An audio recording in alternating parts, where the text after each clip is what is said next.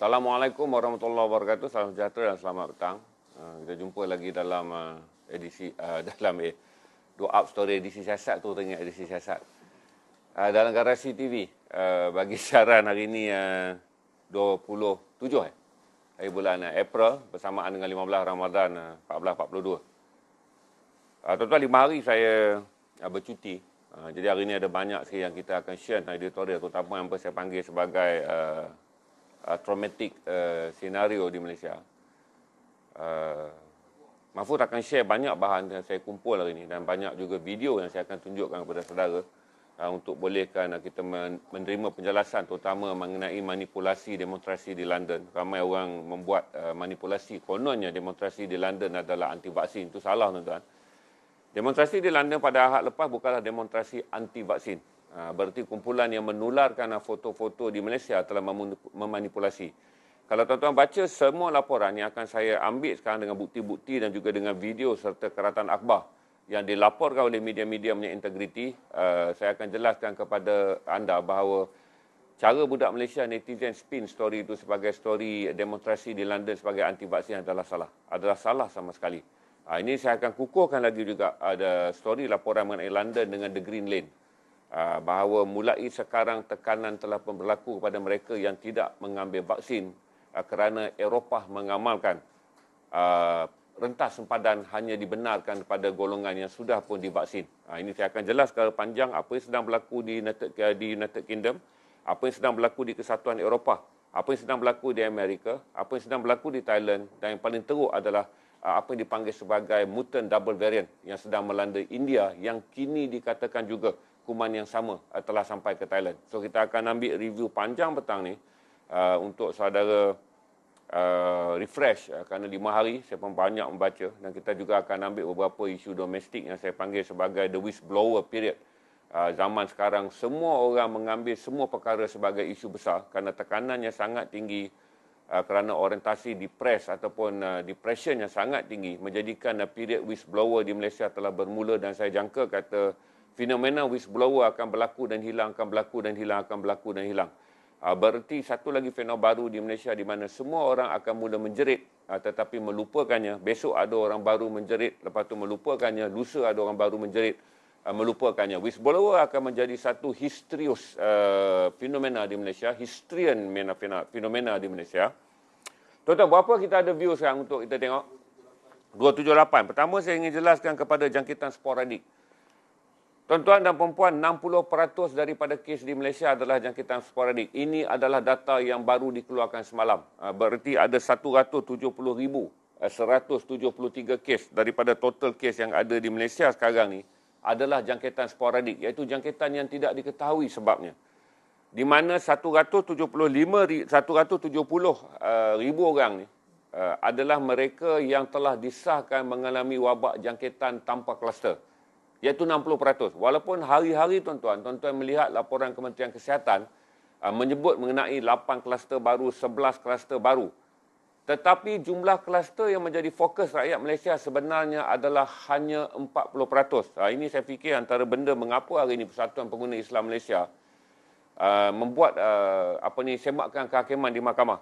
Kerana kelemahan Kementerian Kesihatan Malaysia dalam menyebarkan maklumat menyebabkan rakyat Malaysia keliru dalam memainkan peranannya. Untuk maklumat saudara, selama berapa lama kita menganggap bahawa negara kita adalah negara kluster. Kita tak pernah pun menjangka negara kita adalah negara sporadik. Tetapi dengan data yang ada yang menunjukkan 60% daripada mereka yang dihinggapi atau mereka yang dijangkiti oleh kuman COVID-19 adalah sporadik, dia sepatutnya membuatkan rakyat lebih faham bahawa SOP awam adalah kekangan ataupun SOP awam adalah keutamaan.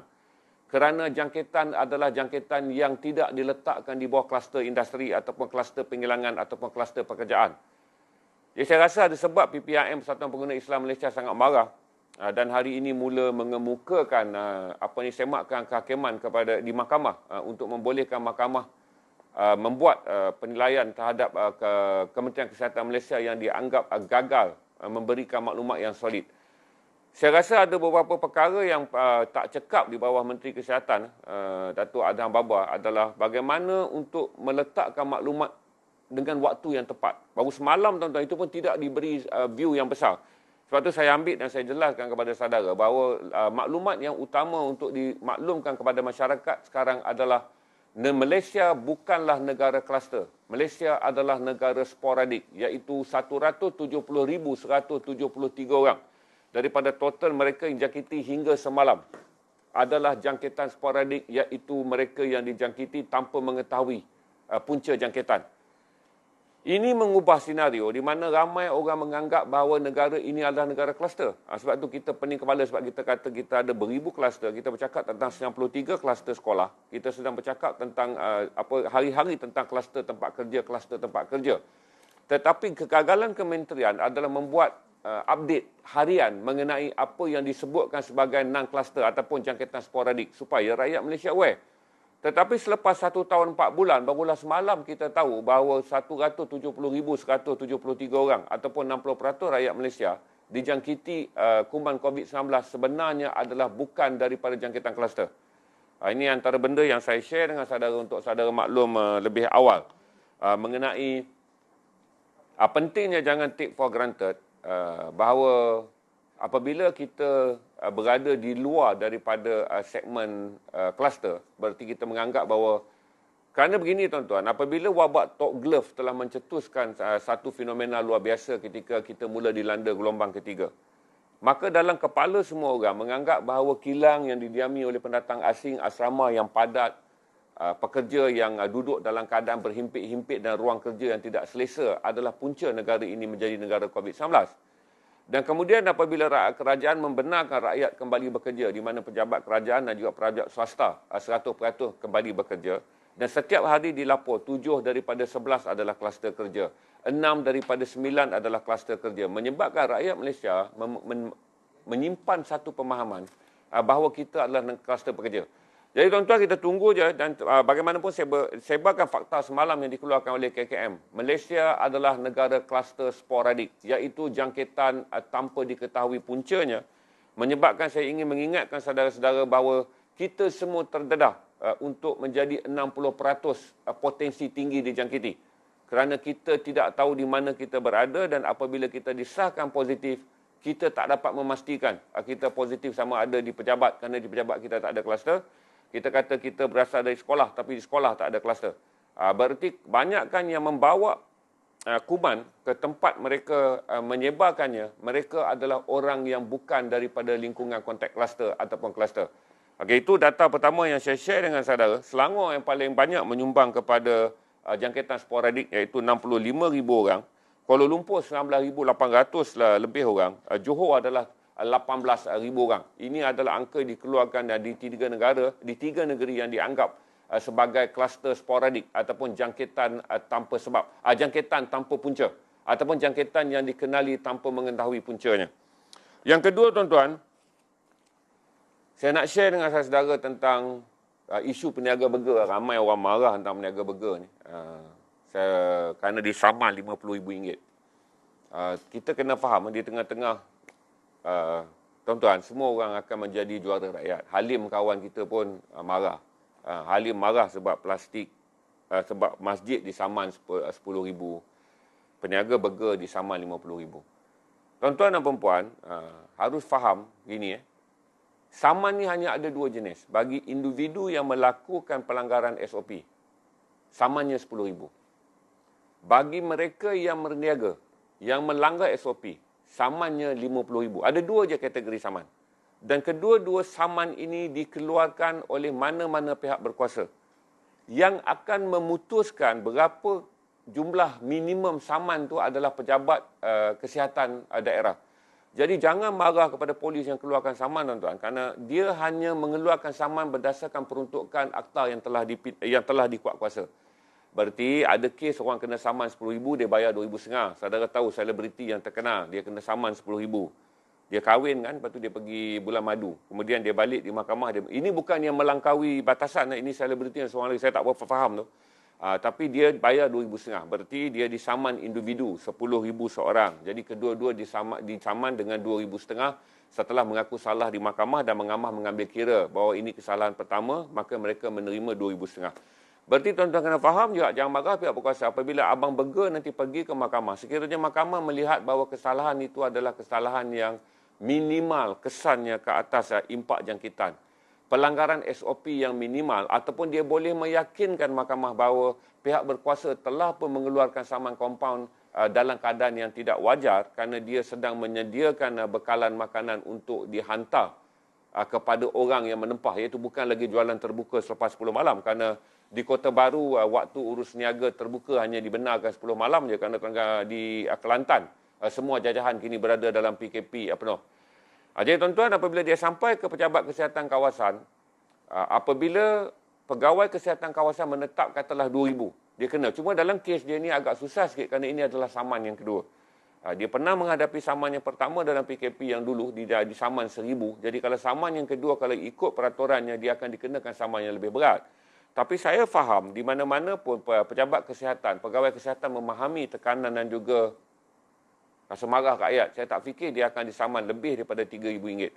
Walaupun RM3,000 itu sangat besar untuk dia, tuan-tuan. Sama ada yang ada peluang pada dia adalah sekiranya ada peguam yang berani menjamin, yang berani mengambil kesnya untuk dibawa ke mahkamah. Berarti dia tak mahu bayar kompaun dan dia akan lawan di mahkamah. Dengan mengatakan dia ada bukti yang cukup untuk meyakinkan mahkamah bahawa saman yang dikeluarkan kepadanya adalah saman yang salah kerana dia tidak berniaga pada waktu tersebut, tetapi menyiapkan tempahan bagi customer selepas 10 malam yang dihantar dan bukan datang ke premis untuk membeli. Itu saya nak jelas kepada saudara, jangan marah kerana semua orang yang mengeluarkan saman, sama ada polis ataupun pihak berkuasa sebagai tempatan ataupun pegawai daripada Kementerian Kesihatan, hanya ada dua jenis saman saudara terima. Saman individu RM10,000, saman perniagaan adalah RM50,000.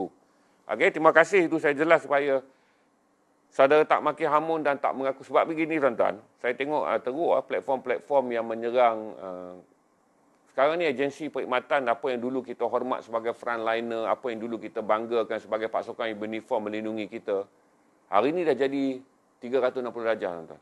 Ke 180? 360 darjah. Saudara membenci, mencela dan menghina. Oleh kerana semua orang hidup dalam fobia, depression, saya rasa depression, yang saya takut adalah budaya hatred, kebencian. Orang-orang yang mempunyai hati yang baik macam saudara memilih untuk berdiam diri. Kebanyakan orang yang baik dalam keadaan yang penuh tekanan, mereka memilih banyak istighfar, banyak berdoa. Maka orang ini menjadilah kumpulan sufism yang berdiam diri. Manakala bagi kumpulan anger, pemarah, hatred yang mudah menyimpan rasa benci, ataupun golongan yang sentiasa nampak salah orang lain, mereka lah yang menjerit paling banyak sekali di media sosial, menyebabkan sekarang frontliner yang dulunya dibela dan disayangi, kali ini adalah golongan yang paling dibenci, yang paling kerap dimaki.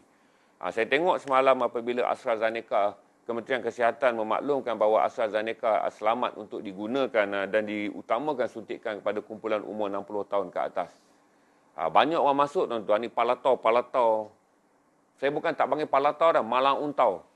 Ini malang untau yang masuk dan menyerang dengan mengatakan data yang dikeluarkan oleh Kementerian Kesihatan adalah salah. Ini saya nak bagi tahu ni, malang untau yang lagi tahu ni. Apabila Kementerian Kesihatan mengumumkan, dia kena ditengok report mutakhir. Lepas tu nanti dia kata, jawapan dia senang pula. Mula-mula dia nak main dengan data. Dia kata dia tahu daripada 91 negara yang kini AstraZeneca apply, 41 telah meluluskan. Dia pertikaikan, mana 50? Kenapa Malaysia luluskan sedangkan 50? Saya nak bagi tahu dekat dia, ni mangkuk ayun. Yang 50 ni regulatory dia belum keluar keputusan. Maksudnya AstraZeneca sekarang ini masuk ke 91 negara untuk membuat pasaran. Yang Malaysia sertai ini 41. Jangan awak petikai 50 kerana 50 bukan menolak tapi regulatory, iaitu bahagian kesihatan domestiknya belum lagi mengumumkan kelulusan. Jadi tak bolehlah ambil kira dengan mengatakan, kononnya mengatakan bahawa kementerian cuba membuat penipuan dengan mengatakan 41 negara yang meluluskan tu ada 50 tak lulus. Ni Bahlul, 50 yang tak lulus tu sedang dalam proses regulatory. 41 ni regulatory dah luluskan dan boleh diguna pakai. Jadi tuan-tuan tak patut menyerang dengan memaki hamun di platform Kementerian Kesihatan pada satu isu yang saudara tak tahu.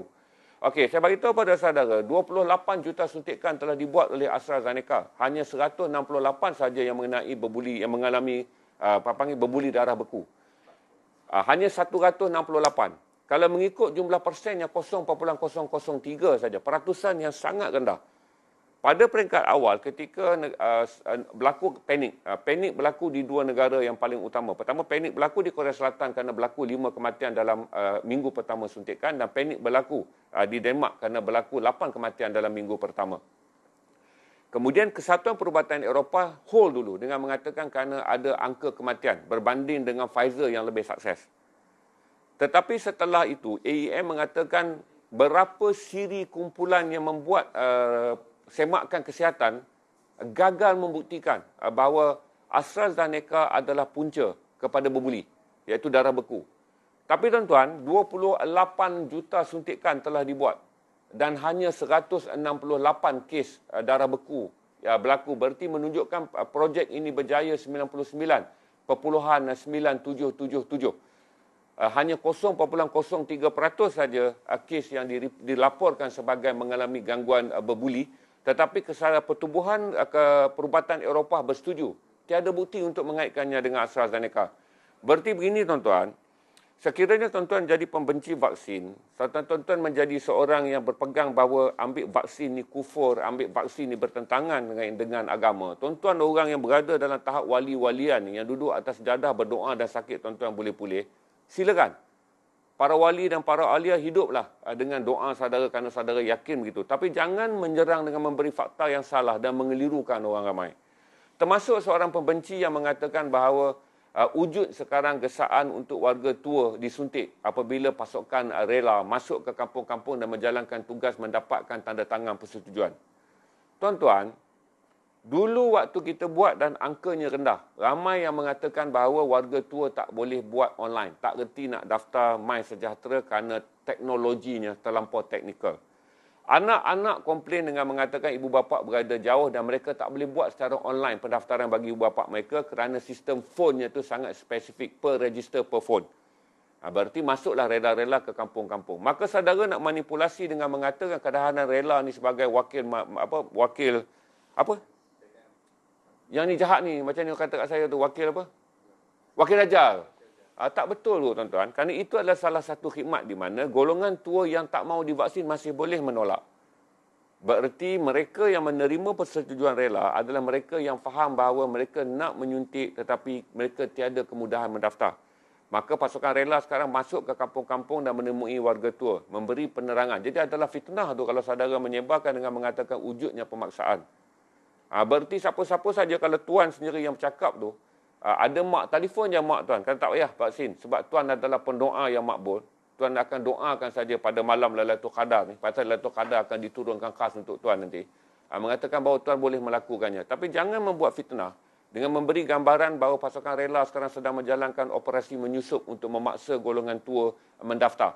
Ini adalah perkhidmatan ihsan yang dijalankan oleh sebuah pertubuhan kerajaan untuk memudahkan warga tua. Jadi banyak benda tuan-tuan saya tengok buruk perangai ni apabila saudara tak bersetuju dengan sesuatu perkara, saudara menghasut orang lain untuk tidak bersetuju. Tuan-tuan, apa yang saya sampai hanyalah fakta. Saya tidak menghasut saudara untuk bersetuju, tetapi saya sedang menghasut saudara untuk tidak menghasut. Kita pakai saja gelaran fahmi. Kami semua penghasut. Kita menghasut untuk tidak menghasut. Berarti tuan-tuan ambil fakta yang betul sebelum saudara meniupkan kebencian. Kerana kerosakan hati saudara tak sepatutnya merosakkan masyarakat hati ni. Masyarakat negara ni. Kalau saudara ni penuh dengan kebencian, saudara hidup dengan kezulmatan saudara. Saudara hidup sebagai seorang pemabuk yang tak boleh satu hari bercakap tentang perkara yang baik. Jangan mabukkan orang lain tuan-tuan. Saudara jangan kelirukan negara ni. Begini tuan-tuan, bersetuju untuk bergerak ke depan dan menerima vaksin bukanlah bersetuju dengan Perdana Menteri. Bersetuju untuk menerima vaksin bukanlah mengundi pekerjaan PN. Tidak bersetuju untuk menerima vaksin bukanlah anda penyokong PN. Jangan politikkan isu ni tuan-tuan. Kita sedang bercakap dalam soal kesihatan tentang bagaimana kita ingin bergerak ke depan. Saya beritahu kepada saudara. Kalaulah sekarang kita tak ambil kesempatan kerana demand vaksin meningkat dengan mendadak kerana dunia akan mengumum pada bila-bila masa gelombang ketiga. Begini tuan-tuan, kita dah gelombang ketiga, dunia gelombang kedua kerana Malaysia mengisytiharkan gelombang kedua lebih awal daripada jadual dunia. Jadi kita berada dalam gelombang kedua, dunia gelombang ketiga, dunia gelombang kedua. Dunia menanti masa saja untuk mengisytiharkan gelombang ketiga. Sekiranya double mutant India ni yang melanda India dengan dahsyat, Mahfuz, tengah tinggi. Kita tunggu tengok video India untuk saudara faham apa yang saya bagi double mutant dan betapa teruknya India sekarang. Mahfuz akan main video India untuk saudara tonton. This doctor is having a breakdown because in her country, COVID spreads faster than anywhere else in the world. We have to manage patients at home with oxygen, and this is not something we are enjoying. Just look at this anchor's background where people are being carried and cremations are happening non-stop. No more hospital beds, no more oxygen supplies. People begging hospitals to take care of their families. Like this woman who has been carrying her husband around for over 10 hours just so he gets accepted. 332,000 cases in one day. This is how massive the virus in India is right now, over a year into the pandemic. Singapore has closed its border to long-term pass holders and short-term visitors who have recently been to India. It's really sad to see my mother go away because she was just 59 and she recently retired. And what makes this even harder to accept is that India is the world's largest vaccine maker. Since last year, India has been giving away millions of vaccines to over 90 countries. Indian-made COVID vaccines will save the world, said the headlines. But today, as the virus is overtaking the entire nation, they need it more than anyone. Why is this happening in India? And more importantly, why are people still having mass gatherings? There, a few months ago, the daily number of cases dropped. Most people thought the virus was almost gone. And this is where we can learn something important. Because COVID is not gone yet. And the moment people think that it is, things get out of control. And some countries right now are facing huge second waves that are worse than ever. In India, many people decided to go back to their normal lives. No more social distancing. Some people even got back to festivals. Okey. Dan saya bagi lagi satu data, terutama pada mereka yang selalu bercakap tentang ini adalah agenda Dajjal, agenda New World Order, agenda macam-macam lah tuan-tuan. Saya beritahu kata ni data yang saya kira sendiri. Penat juga nak mengirakannya. Saya ambil pada saudara adalah 20 negara tertinggi yang diserang oleh COVID-19. Supaya saudara lihat datanya. Siapa negara mangsa. Kalaulah Bill Gates terlibat dalam agenda ni, kalaulah sekutu-sekutu Yahudi dia panggil The 200 ni, apa ni The 200 Society atau saudara sebut New World Order ni, saya nak beritahu pada saudara. Daripada jumlah 143 juta orang, daripada jumlah tersebut, saya hanya kira 20 negara yang tertinggi. 20 negara yang tertinggi, negara bukan Islam adalah 17 negara yang membabitkan 107 juta orang. Bererti 17 negara bukan Islam menyumbang kepada angka jangkitan yang paling teruk, iaitu 107 juta orang. Ini saya kira 20 yang tertinggi. Malaysia di tempat 44. 20 yang tertinggi. Hanya ada 3 negara Islam yang berada dalam negara yang tertinggi, iaitu Turki di tempat yang ke-7. Kemudian ada Iran di tempat yang ke-12 dan Indonesia di tempat ke-18. Campur 3 negara ini, tuan-tuan, jumlah negara Islam yang paling besar yang kena hanyalah 8.5 juta. Jadi oleh kerana kita duduk di Malaysia, tuan-tuan, saudara hanya melihat seolah-olah Malaysia yang sedang dimangsakan. Ini saya kata fikiran victimize ni tak bagus. Mostly orang Melayu, dia ada satu budaya suka menggambarkan, kasinilah aku, sedihkanlah aku, simpatilah pada aku. Maka ini yang digunakan dalam fikiran. Salah, tuan-tuan. Teknik yang untuk saudara lihat, negara yang paling teruk dilanda oleh COVID-19 adalah negara maju yang berada dalam negara New World Order. Berarti sekarang kalau saudara nak kata benda ini dirancang oleh New World Order, ini adalah rancangan senjata makan tuan. Ia tak betul kalau saudara nak menggambarkan ini agenda untuk menyebabkan orang Islam tak boleh pergi ke masjid, ini agenda untuk menyebabkan masyarakat Islam mengikut di bawah takluk orang bukan Islam.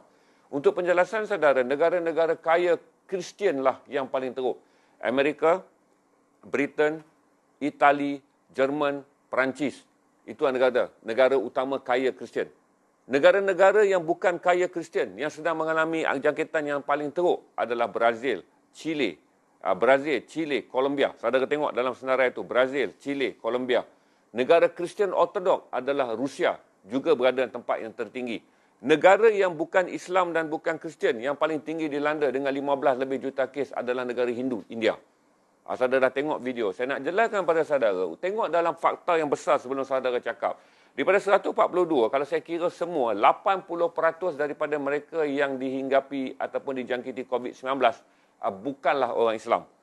Ini 80%. Dulu saya kata 70. Tapi semalam saya buat calculation pakai calculator, monitor satu-satu daripada global COVID-19 update tu, the world tracking yang dikeluarkan oleh universiti Harvard tu. Harvard University, saya tengok detail dan saya buat kiran. Itu angka yang saya bagi pada saudara 20. Sebab saya nak buat grafik tak sempat, saya bercuti. Tapi saya cuba grafik dengan detail untuk sesi akan datang.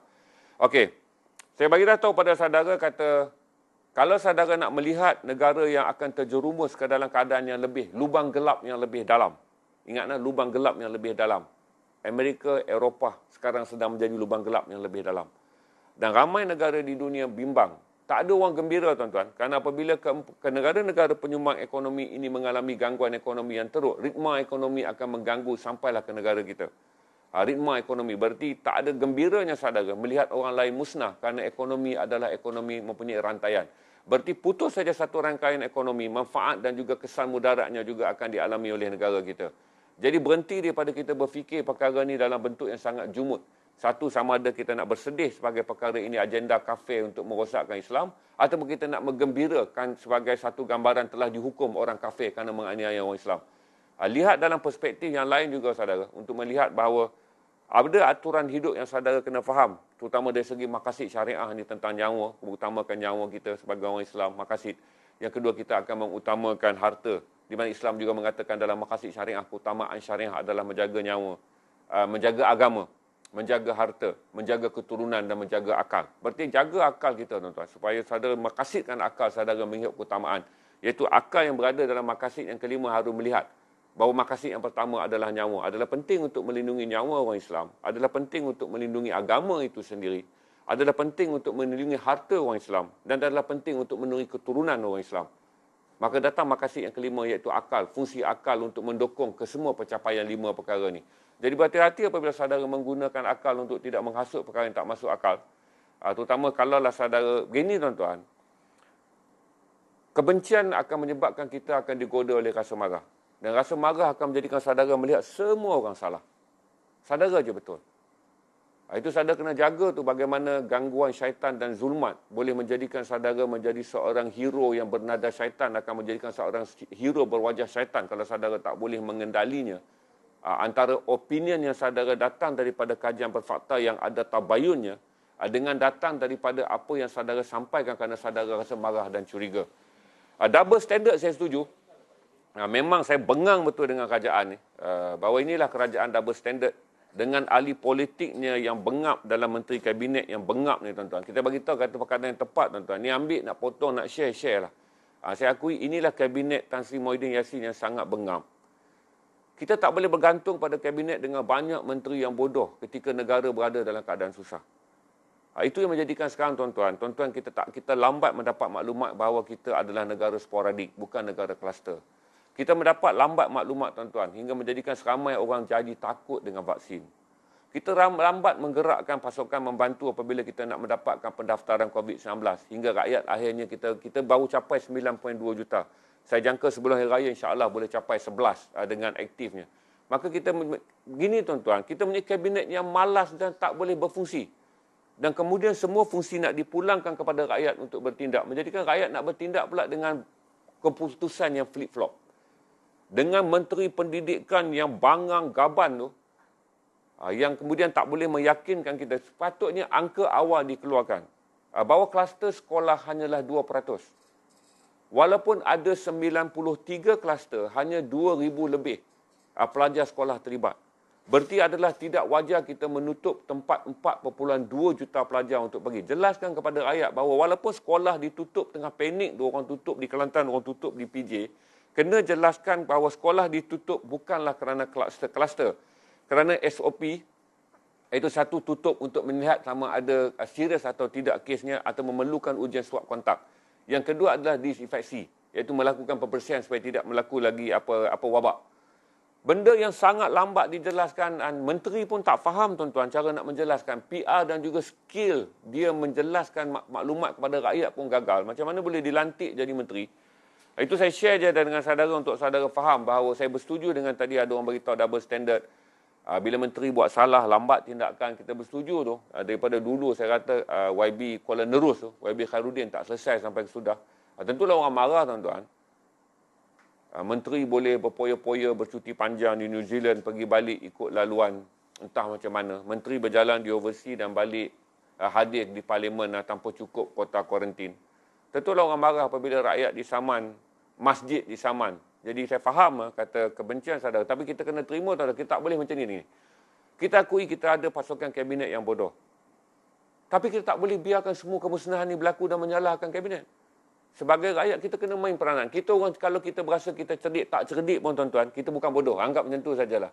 Kalaupun kita nak mengaku cerdik, kita takut bongkak. Tapi anggaplah kita tidak bodoh seperti mana menteri-menteri yang kita anggap bodoh. Maka kita laksanakan tugas kita sebagai anggota masyarakat yang kita kena cerdik. Kalau ahli politik tak dapat menyelamatkan kita kerana mereka sedang menyelamatkan diri masing-masing, tuan-tuan, tak bererti kita terjun dengan ikut apa labu-labu dan si luncai terjun dengan labu-labunya. Kalaulah sekarang dah terjadi di negara kita, tuan-tuan nampak ahli politik akan terjun dengan labu-labunya, maka biarkan, buat dulu apa yang kita boleh.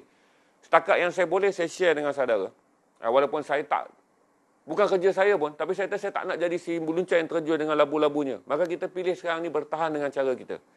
Iaitu menyebarkan perkara-perkara yang betul untuk saudara bertindak dan tindakan-tindakan yang betul untuk saudara ambil. Saya bagi jelas kepada saudara juga kata, tunjuk perasaan di London ada orang spin. Tunjuk perasaan itu tak bersangkut dengan anti vaksin. Ingat ada 1-2 gambar saja yang difoto yang dibawa oleh dia mengatakan the nurse lebih kurang maksud dia jururawat berhenti daripada bersuara. Dia tak kena mengena dengan vaksin. Tunjuk perasaan di London adalah kerana mereka marah kerana London melaksanakan 2 minggu lagi lockdown. Selepas lockdown 2 minggu, London melaksanakan 2 minggu lagi lockdown. Dan kemudian mereka marah kerana United Kingdom bersetuju dengan Kesatuan Eropah bahawa mereka yang hanya memiliki sijil vaksin saja dibenarkan terbang. Kan itu hari saya beritahu kepada saudara tentang the green lane tu. Kerana sekarang the green lane telah pun dilaksanakan sepenuhnya di Eropah.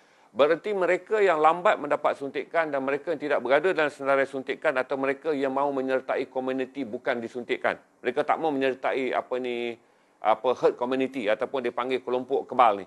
Mereka tak mahu sertai. Berarti mereka mula terancam kerana persetujuan di peringkat awal. Belum diundang-undangkan. Tapi di peringkat awal, semua penerbangan bubble merentas negeri hanya dibenarkan kepada mereka yang mempunyai suntikan vaksin. Dan selain mempunyai suntikan vaksin, mereka diswab sebelum terbang dan disahkan negatif. Jadi itu tujuan, itu punca tunjuk perasaan. Tak ada kena mengena tunjuk perasaan semalam dengan rakyat London anti vaksin. Itu bukan suntikan anti vaksin, tetapi adalah tunjuk perasaan masyarakat London yang kecewa kerana lockdown diteruskan. Dan yang kedua, bagi mereka yang ingin bergerak merentas sempadan kerana England masih lagi belum Brexit sepenuhnya. Berarti mereka masih lagi menikmati beberapa siri perjalanan di Eropah. Tetapi mereka terpaksa tertakluk kepada Green Lane, iaitu hanya mereka yang memiliki pasport imunisasi dibenarkan untuk pergi bergerak. Ada orang tanya lagi soalan basic iaitu sama ada vaksin adalah antibody ataupun vaksin adalah ubat. Okey, vaksin bukan ubat. Berarti kalau saya telah dijangkiti, saya melalui proses sekarang seperti orang lain masuk. Kalau saya kena tahap 1 dan tahap 2, saya di kuarantin. Tak ada gejala, tak bergejala 1 atau gejala ringan. Saya dah batuk-batuk. Saya di kuarantin, isolasi. Kalau saya 3, 4 dan 5, saya dimasukkan ke ward dan menjalankan prosedur perubatan yang biasa. Vaksin adalah diberi kepada tubuh orang yang sihat. Masuk je dalam tubuh, vaksin akan memerlukan 4 hingga 7 hari. Pakar perubatan mengatakan demikian. Standard vaksin pun. Setakat ni vaksin tak ada yang 2 hari dan 3 hari. Minimum vaksin adalah 4 hari. Kalau saudara ambil apa jenis vaksin pun 4. Dunia setuju bahawa vaksin akan accumulate, akan berinteraksi dengan tubuh dalam keadaan yang okey antara 4 yang ke 7 hari. Berarti vaksin diberi kepada orang sihat sama seperti kita ambil vaksin polio. Berarti tuan-tuan, waktu kecil kita tak kena polio. Doktor suntik vaksin polio untuk mengelakkan kita kena kuman polio. Sama seperti kita ambil vaksin cacar. Waktu kecil kita tak kena cacar. Vaksin cacar disuntik kepada kita untuk membolehkan kita melalui kehidupan kita bebas cacar. Dia sama je vaksin tu. Cuma, kali ini dia disuntik ketika wabak sedang kuat. Dulu wabak cacar datang tahun 50-an, British memperkenalkan suntikan cacar. Kemudian suntikan cacar dikekalkan sebagai suntikan wajib, di mana kita disuntik cacar. Jadi itu kekal, walaupun cacar tak menjadi wabak, kita tetap negara yang mengamalkan suntikan cacar. Begitu juga dengan suntikan anti campak. Cacar adalah campak, anti polio. Kita melalui suntikan tersebut. Cuma kali ini suntikan ini disuntik dalam keadaan wabak sedang berjalan. Tetapi dia bukanlah suntikan untuk merawat mereka yang sakit. Malah mereka yang sakit tidak akan disuntik. Selepas mereka pulih barulah mereka disuntik. Sebab kuman ni, vaksin kalau masuk di atas tubuh orang yang sedang mengalami jangkitan, dia akan merosakkan lagi kesihatan. Ini saya jelaskan kepada saudara. Saya nak bagi tahu juga bahawa Thailand sedang melalui gelombang yang sangat luar biasa, tuan-tuan. Thailand, unik Thailand adalah dalam tempoh 14 bulan daripada COVID, saya ambil 1 Januari ikut tarikh kita tu. Dalam tempoh 14 bulan hingga 1 Januari 2010 hingga 30 hari bulan Mac 2021. 16 bulan. Thailand hanya mencatatkan sekitar 26,000 kes. Tetapi dalam tempoh bulan April ni, tuan-tuan, 10 hari ni Thailand telah mencatatkan 20,000 kes.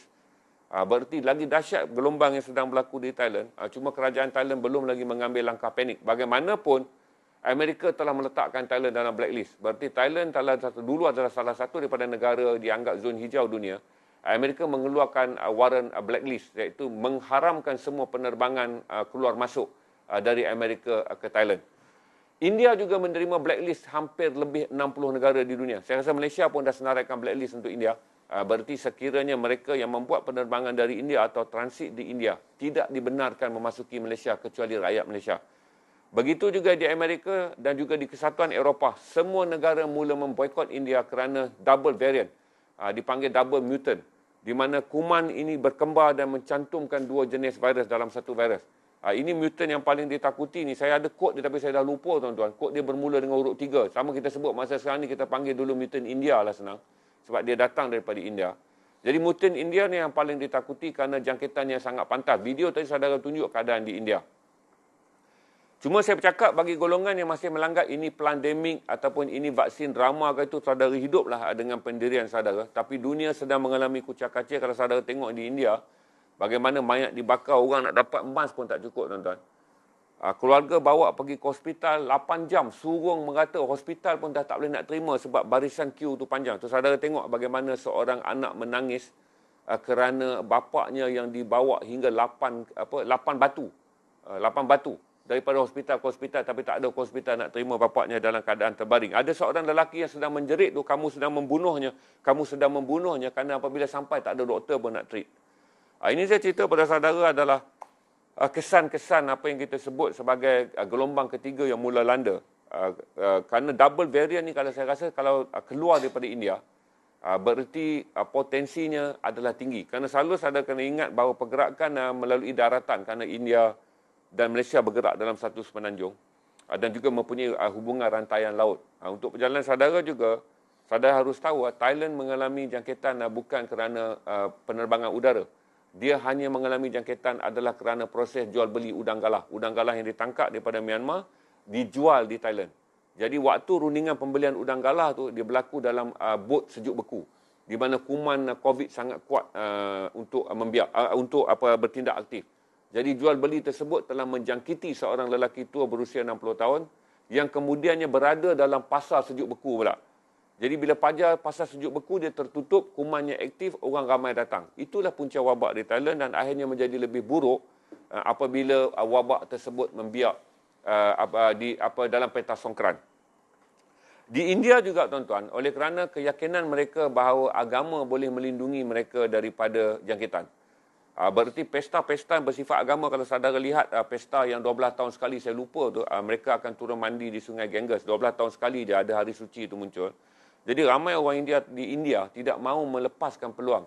Jadi 12 juta orang telah keluar menyertai mandian hari suci ini. Ini salah satu lagi akan mencetuskan gelombang besar di India, menyebabkan India berada dalam keadaan yang sangat panik. Saya ingat India akan menerima tragedi yang sama seperti Brazil. Malah mungkin lebih teruk daripada Brazil. Okey, lagi itu saya nak jelaskan saudara. Kalau sekali lagi saudara nak mengatakan ini adalah pandemik yang dicetuskan oleh New World Order, negara yang paling besar menerima jangkitan adalah Amerika. iaitu sekitar 30 juta orang daripada 142 juta. Berarti tuan-tuan, Amerika menyumbang hampir 20 lebih peratus kes untuk total global. Itu untuk saya share dengan saudara petang ni. Saya harap saudara maklum dan saya harap saya dah jawab tadi. Ada orang beritahu tentang double standard, saya setuju. Saya tetap menggunakan apa juga keadaan kita ada kabinet yang bangang. Kita refer lah kamus dewan, saya tak refer kamus dewan bangang tu apa. Tapi saya memang menganggap bahawa tetapi ini tidak bererti tuan-tuan, kita nak kena ambil langkah menyalahkan semua orang. Akhirnya kita menjadi mangsa apabila kita menjadi pemimpin yang lemah. Tetapi sekarang ni masa kita sama kita. Berarti lupakan daripada terus blame. Kerana akhirnya kita harus bergerak ke depan. Kalau kita tak boleh bergerak dengan orang yang kita tak boleh memimpin kita ke depan, kita kena bergerak dengan memimpin kita sama kita untuk berada di jalan yang betul. Sebab itu saya advise kepada saudara, kekalkan momentum positif. Menyuntik COVID-19 tidak berarti saudara menjadi penyokong empati dan menentang COVID-19 tidak berarti saudara menjadi antipati. Pastikan saudara mengawal kebencian saudara supaya saudara tidak mencetuskan perkara salah faham dan akhirnya menjadi penyebab negara ini mundur ke belakang.